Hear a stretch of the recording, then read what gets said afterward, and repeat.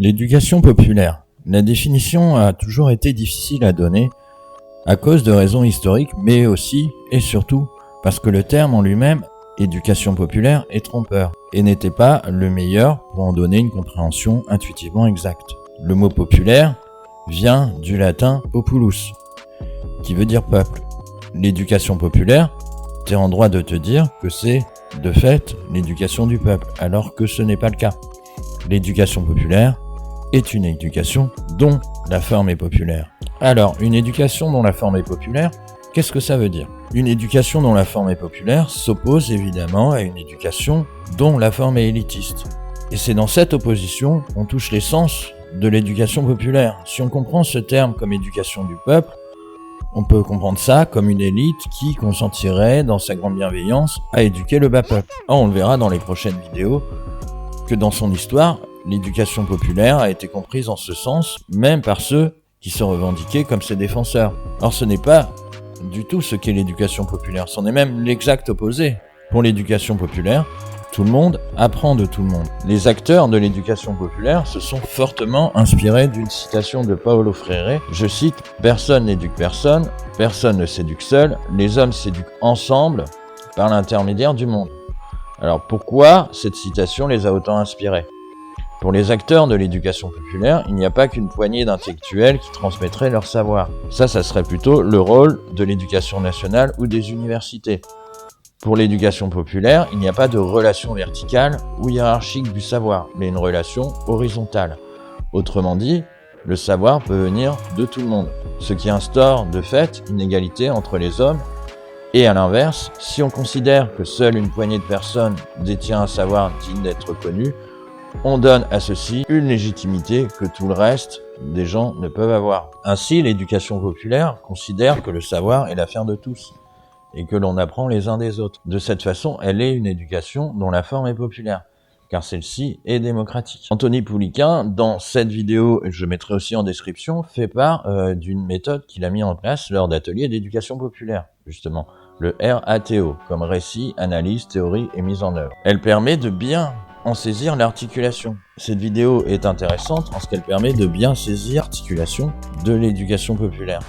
Lors de ces ateliers, Anthony Pouliquen a mis en place ce qu'il appelle les racontoirs, où chacun y avait la possibilité de raconter sa situation, sa vie, ses galères, son rapport au travail ou aux institutions, etc., etc. On a là donc le récit, première étape de ces ateliers. Pour saisir l'intérêt du récit, on va prendre l'exemple des électeurs du Rassemblement national. Selon un sondage récent, Marine Le Pen serait au second tour face à Emmanuel Macron et créditée de 48% d'intention de vote. Est-ce à dire que 48% des électeurs français sont des fachos ? Bien sûr que non. Dès lors, pourquoi autant de personnes sont prêtes à voter pour un parti dont beaucoup de membres prônent ouvertement le racisme, dont beaucoup d'élus ont été inculpés pour corruption, avec en plus un parti qui a un programme néolibéral ? Dire de toute façon sont tous des fachos et on peut rien faire pour eux, ça résoudra pas le problème et ça ne se fera que les renforcer dans leurs intentions, et en plus c'est faux. Ce qu'il faut, c'est les écouter les raisons qui les incitent à vouloir agir ainsi. Les raisons, elles peuvent être multiples, et pas forcément liées à un éventuel racisme. Premièrement, le dégoût inspiré par les hommes politiques à l'heure actuelle, et le manque de perspective que ceux-ci sont incapables d'offrir. On peut retrouver aussi la situation personnelle de ces personnes, souvent faite de pauvreté, de fins difficiles. Quand aucun parti dit modéré n'a réussi à mettre fin à tes difficultés, tu te tournes vers les extrêmes, dans le sens où tu n'as plus rien à perdre. On peut citer aussi la solitude des individus ou des groupes d'individus. La société n'a jamais été aussi atomisée qu'à l'heure actuelle. Les réseaux sociaux accentuent en plus d'ailleurs ce phénomène. Chacun reste dans sa bulle, chacun a son cercle d'amis, avec des opinions semblables aux siennes, et surtout, chacun ne cherche pas à aller ailleurs. Ce phénomène est d'autant plus vrai sur les réseaux sociaux, où vous abonnez aux pages, aux groupes que vous aimez, où vous retrouvez les opinions qui sont les vôtres, et surtout où vous retrouvez des articles, des vidéos qui vous confortent dans vos opinions, et qui évidemment vous allez partager. Publications qui vont être par la suite partagées par des personnes qui ont les mêmes opinions que vous. On est de fait dans un entre-soi et dans un cercle vicieux presque consanguin, où tu ne fréquentes, même virtuellement, que des gens avec qui tu es d'accord. Il y a de fait très peu de ponts entre les populations ayant des opinions divergentes. Tous ces likes, ces partages ne font qu'accentuer ce phénomène. L'apparition des réseaux sociaux a donc favorisé une certaine atomisation de la société, qui conforte chacun dans ses opinions. Même si on le sait, pendant le confinement, elle a permis aux gens de se sentir moins seuls, la structure même des réseaux sociaux, atomise la société. Le Rassemblement national surfe donc sur le dégoût inspiré par les hommes politiques, le désœuvrement des populations et sur l'atomisation de la société pour accentuer son influence en ciblant tous ces problèmes réels et en profitant de l'atomisation de la société, justement évoquée, pour abreuver les réseaux sociaux de fake news. On a une Marine Le Pen qui veut par-dessus tout arriver au pouvoir. Ce qui n'était d'ailleurs pas le cas de son père, Jean-Marie, qui était beaucoup plus sincère dans ses intentions, notamment à travers tous ses dérapages, comme les détails de l'histoire. Marine Le Pen a quant à elle compris que si elle s'y prenait de la même façon que son père, elle n'était pas prête d'arriver au pouvoir, ce qu'on appelle le plafond de verre. Elle cherche donc à lisser l'image du parti, et ceci par différents stratagèmes, comme proposer un programme plus consensuel. On reviendra dans d'autres vidéos sur les techniques du Front National et les limites qui sont les siennes. Sauf que le problème qui se pose pour le Rassemblement national va être de convaincre la France que ce n'est pas un parti xénophobe, malgré le fait que plusieurs de ses membres appartiennent à des groupes identitaires. On a eu l'exemple d'André Rieu dernièrement. Va être aussi de convaincre la France que c'est un parti proche du peuple, alors que le programme économique est avant tout néolibéral, et surtout de convaincre la France que c'est un parti qui lutte contre la corruption des hommes politiques, tout en ayant autant, voire d'élus, épinglés que les autres partis. C'est la quadrature du cercle auquel est confronté ce parti.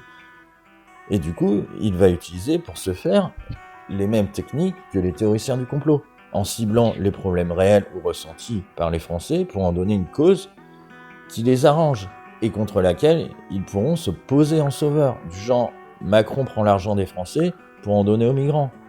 Et de bien rajouter, après, que les médias mainstream, à la solde de Macron, nous mentent et que seul le Rassemblement national détient la vérité. Un discours du seul contre tous qui joue sur l'atomisation de la société, tout en favorisant celle-ci. Ainsi, le Rassemblement national est le parti de France qui a le plus rapidement compris que les réseaux sociaux et plus globalement Internet pouvaient être un atout pour lui à travers l'instantanéité de la réception de l'information, du clic et du partage. C'est-à-dire qu'il partage de fausses informations ou des informations vraies, mais qui vont dans leur sens, mais ne reflètent pas la réalité. Le lecteur est ainsi abreuvé d'informations qui défendent tous la même thèse, confortant son point de vue, mais surtout, l'enchaînement des informations va tellement vite qu'il n'a pas le temps de réfléchir et de les vérifier. C'est ce qu'on appelle le millefeuille argumentatif.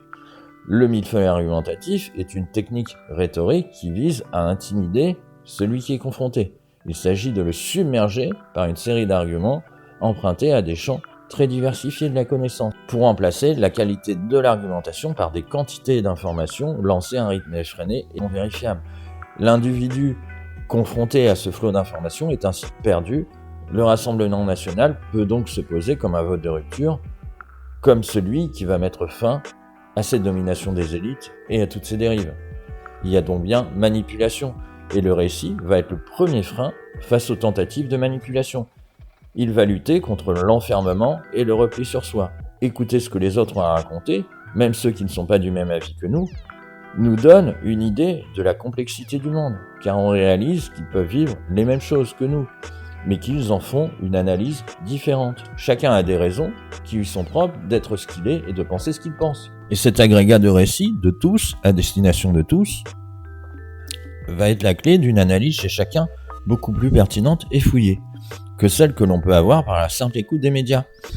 Cette analyse, surtout, va permettre à ceux qui la font de mettre au jour des inégalités, des manipulations, voire des inégalités accentuées par des manipulations. L'instant de l'analyse est donc celui de la conscientisation. Conscientisation d'une problématique dans ce qu'elle a d'inacceptable et d'intolérable. Or, cette conscientisation ne sera d'aucune utilité si elle n'aboutit pas à un changement.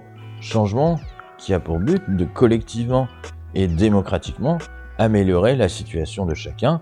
Et c'est là où l'éducation populaire et la réflexion démocratique qui en découle agissent comme un vecteur de transformation. Là est la phase la plus importante. Si tu ne veux pas que ton atelier d'éducation populaire fasse plouf, il est impératif que cette réflexion aboutisse à quelque chose de concret, soit à une mise en œuvre, quelque chose de palpable. Au travers de ces 4 phases développées par Anthony Pouliquen, récit, analyse, transformation et mise en œuvre, on voit que l'éducation populaire veut développer, chez ceux qui sont victimes d'inégalités et de manipulation, l'esprit critique. Et pour que cet esprit critique puisse réellement prendre forme, il doit aboutir à un résultat. Et c'est le va-et-vient entre réflexion et résultat qui permet une avancée à la fois individuelle et collective. Cette vidéo est enfin terminée. Évidemment, elle n'est qu'une introduction sur ce qu'est l'éducation populaire. La thématique de cette chaîne sera de savoir comment et pourquoi développer l'éducation populaire au sein des accueils de loisirs. Mais on développera aussi quelques thèmes comme son rapport au Rassemblement national qu'on a longuement évoqué lors de cette vidéo, ou encore son rapport à l'éducation nationale pour vraiment en saisir son essence. La vidéo est terminée. Salut!